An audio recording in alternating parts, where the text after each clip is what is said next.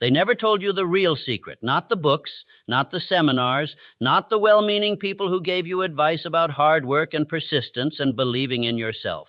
None of them told you the real secret, because most of them did not know it themselves. I know it. I know it because I spent 20 years sitting across from the people who built it, not reading about them, sitting across from them, asking them the questions nobody else was asking, the uncomfortable ones, the ones that went past the public story and into the private mechanism.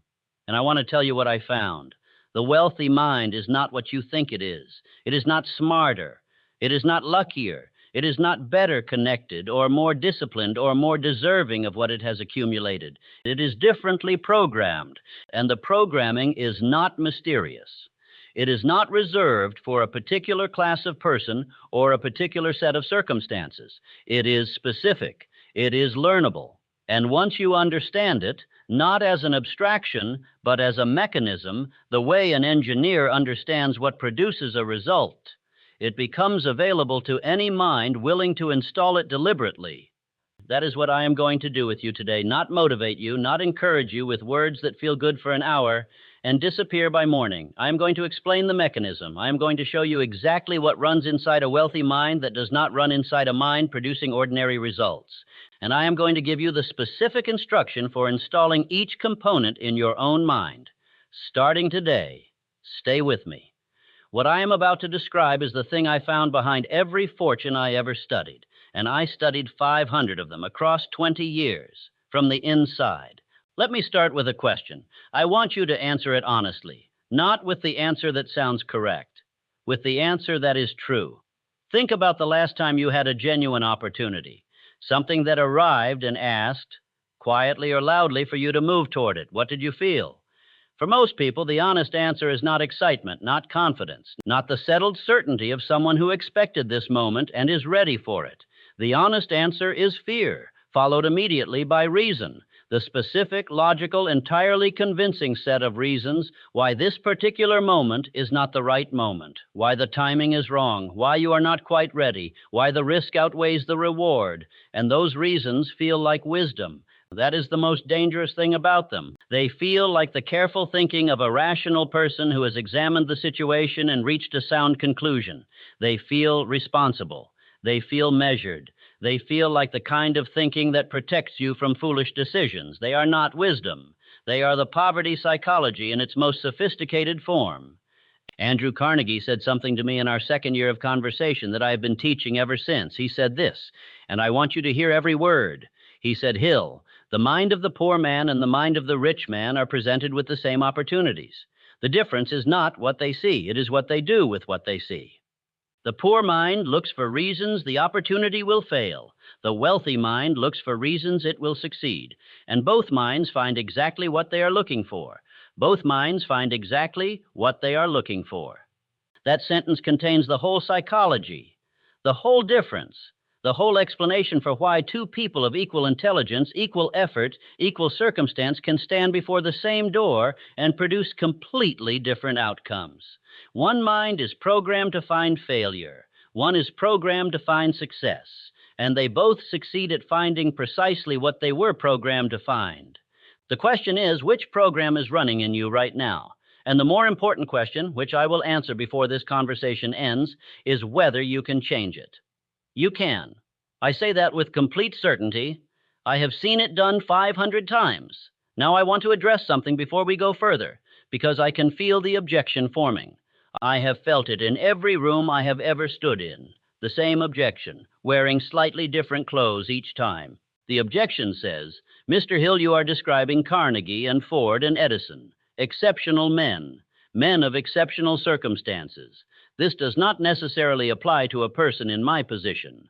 I will address that objection directly. I have watched these principles work in rooms that had nothing exceptional about them. I have watched a woman with no business experience apply them in a small town that everyone around her had given up on and build something that outlasted the skepticism of everyone who told her the town was too small. I have watched a man who had failed twice, completely, financially, publicly, apply them to a third attempt and build the most successful business of his career. Not because the third attempt had better circumstances, because the third attempt had a different mind behind it. The principles do not ask about your circumstances. They do not adjust their effectiveness based on your background or your history or the specific nature of the obstacles in front of you. They operate the same way for every mind that applies them with faith and consistency. Every mind, without exception. Write that down if you need to. Here is the first component of the wealthy mind's psychology. It thinks in a different time frame, not a longer one, a different one. The ordinary mind thinks primarily in the present tense. What is the situation now? What resources are available now? What does the evidence suggest now? And it makes decisions accordingly, based on current evidence, based on present circumstances, as if the present moment were the final word on what is possible. The wealthy mind thinks primarily in the future tense, not what is, but what will be. Not what resources are available now, but what resources will be available when the goal is achieved. Not what the evidence suggests now, but what the evidence will show when the plan has been executed. This is not optimism. I want to be precise about that. Optimism is a mood. Moods change with the weather. They are unreliable. They depend on external conditions. The wealthy mind is not simply more optimistic than the ordinary mind. It is trained to operate from a different temporal reference point. Henry Ford. Before the automobile existed in any practical, manufacturable, affordable form, Ford saw it on every road in America. He did not see it as a possibility. He did not see it as a hope. He saw it as a future fact, as clearly and specifically as you can see the room you are sitting in right now. And from that future fact, he worked backward.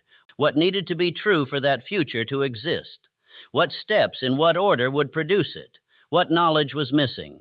What systems needed to be built? What minds needed to be assembled? He was not guessing his way forward. He was engineering his way backward from a future he had already decided was real. That is the time frame of the wealthy mind. Not hope projected forward into an uncertain future. Engineering projected backward from a decided future. Most people are standing in the present, looking forward at an uncertain horizon, hoping the view will improve. The wealthy mind stands at the decided future and looks backward at the clear path to it. That shift changes everything. Everything about how you think, what you notice, what you pursue, and what you build. I want you to practice this today. Identify your intended financial outcome. Stand inside it mentally. Make it as specific and as real as the room around you right now. Then ask, what would need to be true 6 months before this outcome exists? What would need to be true 1 year before, 2 years before? Engineer the path backward from the decided future. That is the exercise. That is where the wealthy mind begins its work. I want to introduce you to something I call the expectation gap. This is perhaps the most important concept I will give you today. I want you to receive it carefully. Every person has a range of financial outcomes they consider plausible for themselves, not desirable, plausible. The range within which they would not be surprised if they ended up. The expectation gap is the distance between the top of that plausible range and the actual wealth available to a person of their genuine capacity and circumstance. For most people, that gap is enormous, not because the actual wealth available to them is small, because the plausible range they have assigned to themselves is. Here is where the plausible range comes from. It comes from your history, from what the people around you have achieved, from the financial outcomes you observed growing up, from what was assumed in the home and the community where your expectations were formed to be realistic for a person of your background, from the ceiling that was built before you were old enough to question whether ceilings were necessary. And here is the critical thing I want you to understand. The subconscious mind does not pursue outcomes outside the plausible range. It is not designed to do so. It takes the plausible range as its operating boundary, and it does not generate the ideas, the initiative, the creative solutions, or the perception of opportunity that would be required to move outside that boundary, because outside that boundary is, to the subconscious mind, simply not where you belong. This is why intelligent people who work hard and have good values and genuine desire for more end up, year after year, in roughly the same financial position. Not because they lack the capacity to build more, because the subconscious mind has been given a range, and it is doing exactly what it was designed to do, which is to keep you inside it. John D. Rockefeller told me that the most important work of his early career was not building the business. It was expanding the range of what he considered plausible for himself. Not by lying to himself, not by false confidence, by systematically exposing his mind to evidence that the range he had inherited was not the range that was actually available to him. How did he do that? He sat with wealthy men. He read what wealthy men wrote. He studied what wealthy men believed and said to themselves in the quiet of their own minds, not to imitate them, to expand his plausible range until the outcomes he had previously considered unattainable began to feel like reasonable expectations. And once the expectation changed, the subconscious had a new range to work within. And it began, with the same efficiency it had previously applied to keeping him inside the old range, to build the path to the new one. Your plausible range is the most important thing about your financial future. Not your current income, not your current resources, not your current connections or knowledge or plan, your plausible range. Expand it deliberately, through association with minds that operate in a larger range, through study of what those minds believe and do and assume as a matter of course, through the daily repetition of a definite purpose that sits above the current ceiling of your plausible range, delivered to the subconscious with the emotion of faith, until the subconscious accepts it as the new operating boundary. That is how the range expands. And when the range expands, the subconscious goes to work. Here is the question I want you to sit with right now. What is at the top of your plausible range? Not your hope, not your dream. What you genuinely, honestly, at the private operating level of your own expectation, consider a realistic outcome for yourself over the next 10 years. Name it in your mind right now. Now ask yourself one more question about that number. Where did it come from? Did you arrive at it by examining your actual capacity and the actual principles available to you? Or did you arrive at it by looking at the people around you and selecting something slightly above average? For most people, the answer is the second one. The plausible range was inherited, not chosen. And an inherited range is running your financial life with the same authority as a chosen one. With one critical difference, you did not choose it, which means you can choose something else. That choosing is the beginning of the wealthy mind. Make that choice deliberately. Make it today. Now let me give you the third component of the wealthy mind. And this one requires you to fundamentally reposition the way you think about money itself. The ordinary mind thinks about money as a thing to be acquired, an object, a resource to be obtained from the external world and brought into one's possession, a thing to chase. The wealthy mind thinks about money as a consequence, a result, the downstream effect of something that happens upstream. What happens upstream? Value creation. Carnegie said this to me more clearly than I have ever heard anyone say it. He said, Hill, money is not the goal. Money is the evidence that the goal has been achieved. When you create genuine value for other people, money is simply the way those people communicate the magnitude of that value back to you. Focus on the money and you will chase it forever. Focus on the value and the money will follow you. Focus on the money and you will chase it forever. Focus on the value and the money will follow you. I have taught that sentence in every room I have stood in for 40 years, and it has not once failed to be true. When you shift from acquisition thinking to creation thinking, the entire strategy changes. The question stops being, how do I get more money? It becomes, how do I create more value? And that question generates specific, actionable, creative answers in a way that how do I get more money almost never does.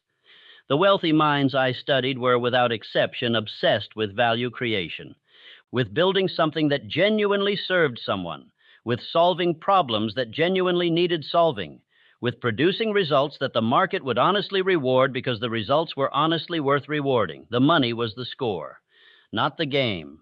Play the game. Let the score take care of itself. Now, I want to give you the specific practice that makes this shift operational, because understanding it is not the same as living it. For the next 30 days, I want you to replace one question in your daily thinking. Every time you ask yourself, how do I make more money? And you will notice how often that question arrives. Replace it immediately with this question instead. What problem exists in my area of work or service that I am uniquely positioned to solve? And what would it take to solve it so well that the market cannot ignore it? Write that question on a card. Carry it with you. Answer it every morning before the day begins. and let the subconscious work on it during the hours when you are not consciously asking. The answers will come. They always come to a mind that asks the right question consistently. And the answers to that question build wealth because they build value first. Here is the fourth component, the wealthy mind's relationship with failure. I did not expect this to be one of the 7 differentiators when I began my research. I expected to find that wealthy people failed less than ordinary people, or that they recovered from failure faster, or that they had some structural advantage that insulated them from the worst consequences of failure. What I found was something entirely different. The wealthy minds I studied had failed, every single one of them, not superficially, catastrophically. Carnegie's first business ventures failed. Ford's first automobile company failed, and the company before that failed.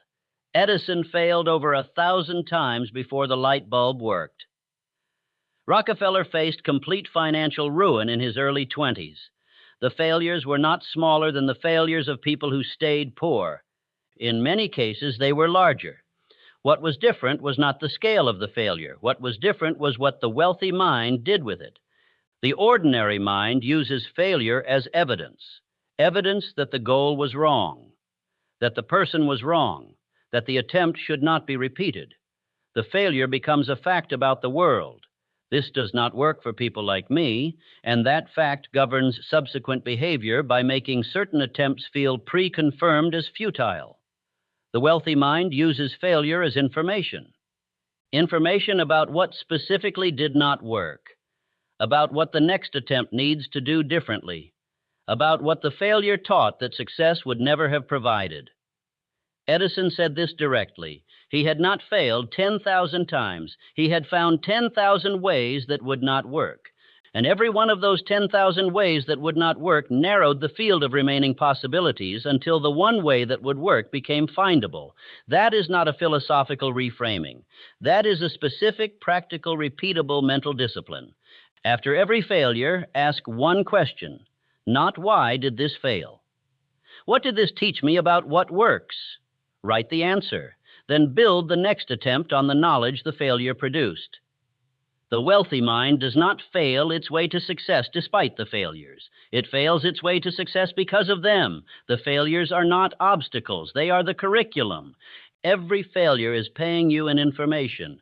The only way to leave that transaction empty-handed is to leave without claiming the payment. Claim the payment every time.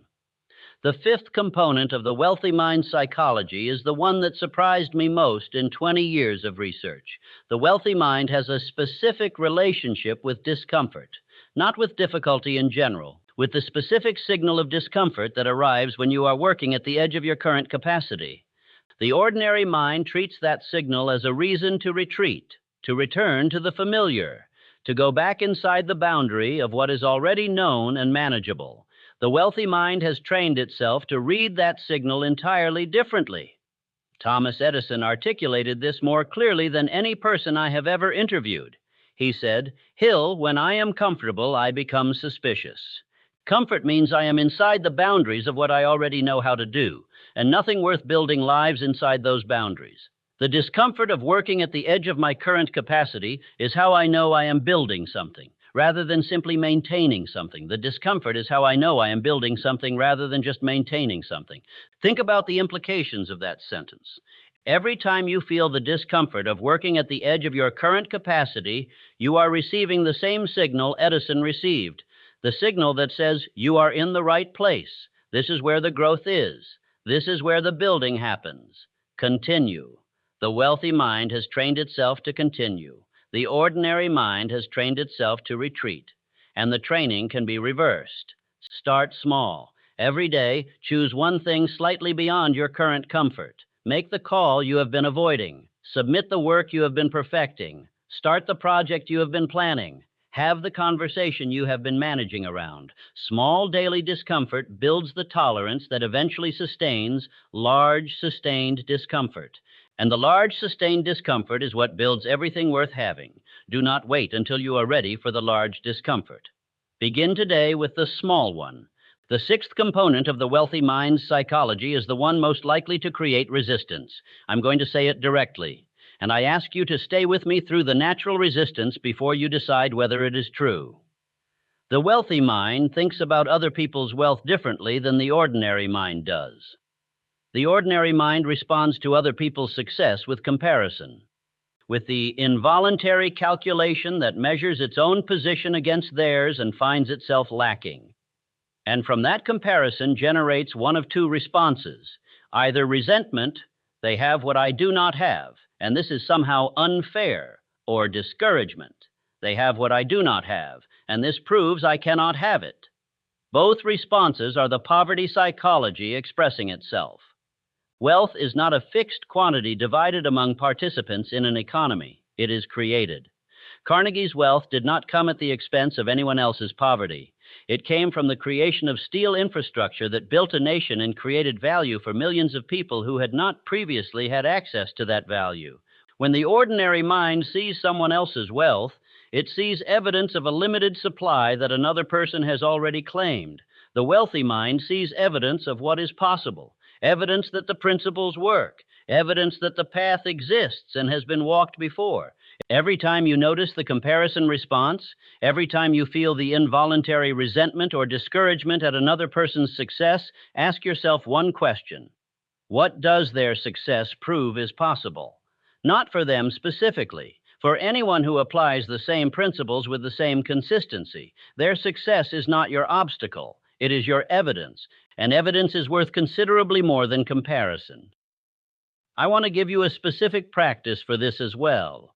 The next time you encounter the success of another person in your field or your area of intended work, sit down and write 3 things. First, what specific principles or practices produced their result? Second, which of those principles you are currently applying? Third, which you are not yet applying and could begin applying this week. That exercise transforms comparison into intelligence gathering. It takes the emotional response, resentment, or discouragement, and redirects it into specific actionable information about what you need to do differently. The wealthy mind does this automatically because it has been trained to see other people's results as data, not as judgment. Train yourself to do it deliberately until it becomes automatic. Begin using other people's success as evidence, starting with the next successful person you encounter. The 7th component is perhaps the most practical and the one that can be installed most immediately. The wealthy mind has a specific morning practice. Every wealthy person I studied, without a single exception across 500 interviews, had some form of deliberate morning practice that set the psychological tone for the day before the day had the chance to set it automatically. Carnegie's was the review of his definite purpose before he spoke to anyone.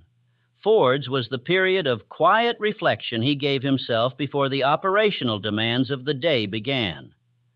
Edison's was what he called the holdover, the deliberate retention of whatever problem he had been working on as he woke before conscious analysis could interrupt the subconscious processing that had been continuing through the night. The specific practice varied. The principle was identical.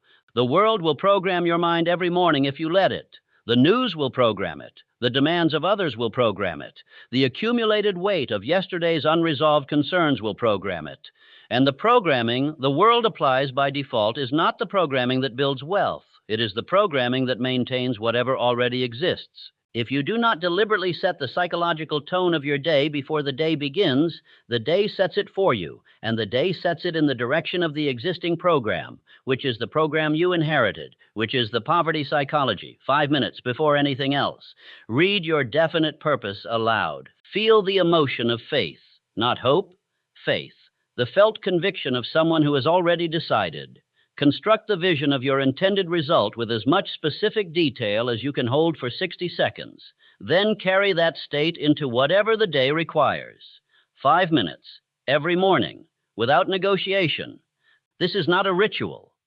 It is a technical intervention in the programming cycle of the subconscious mind.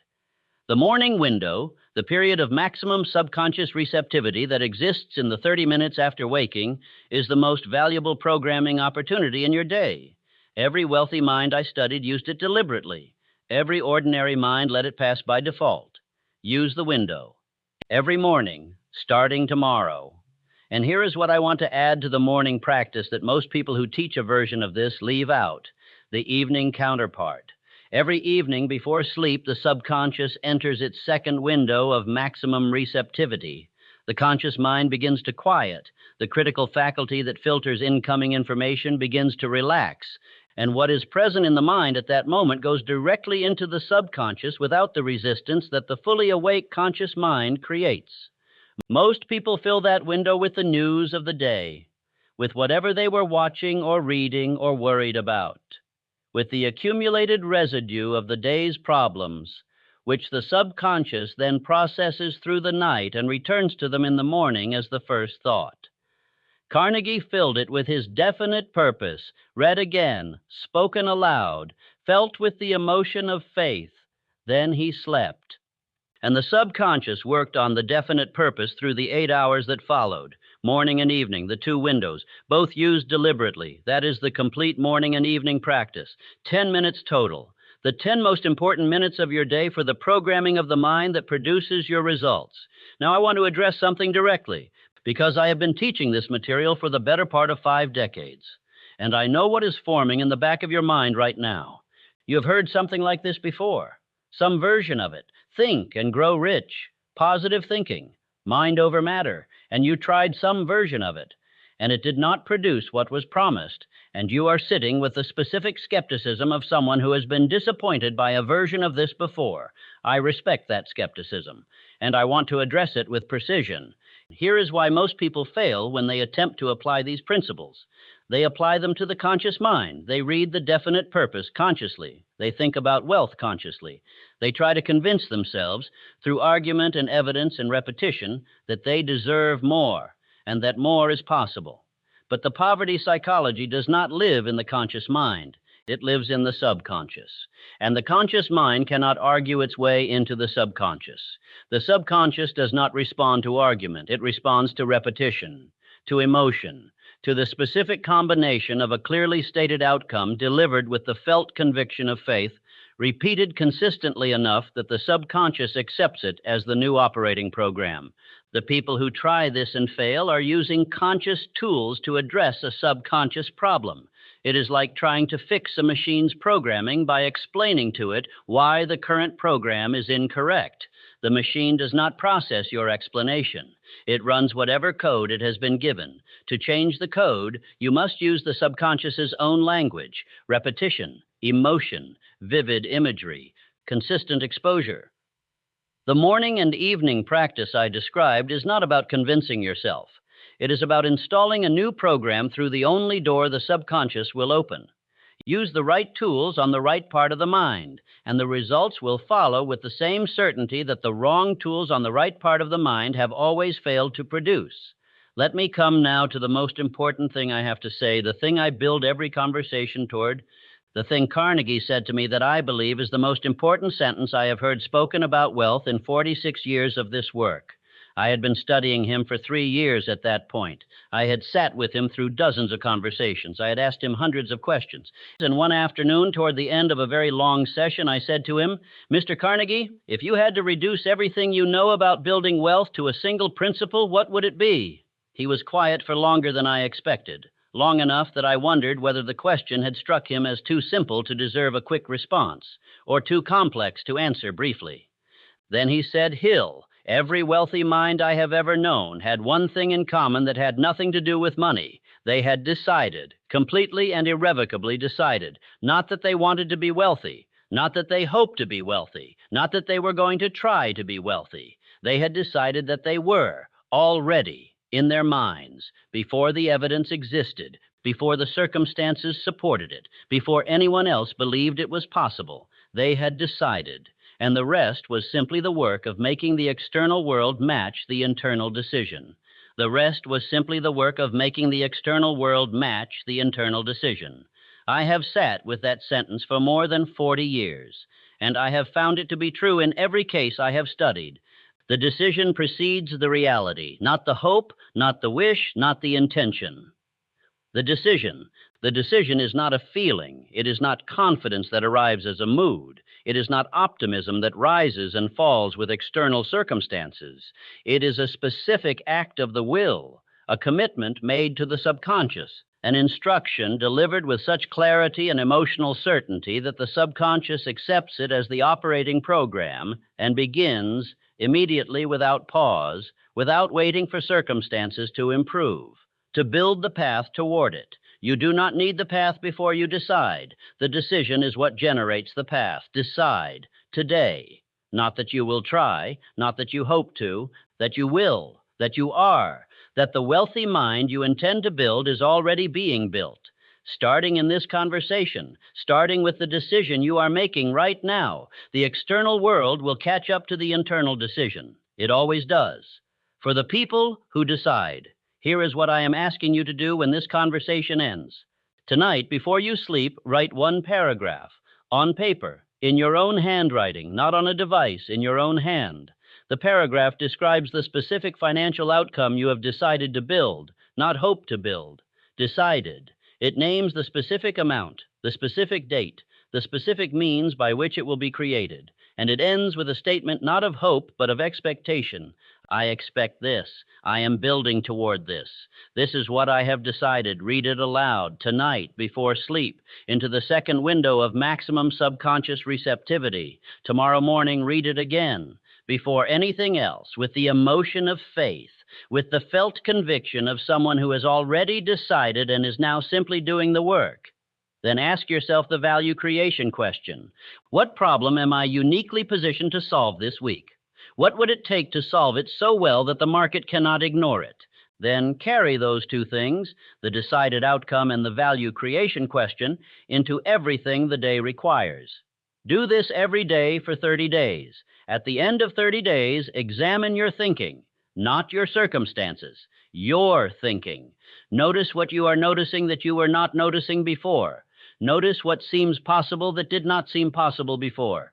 Notice what ideas are arriving that were not arriving before.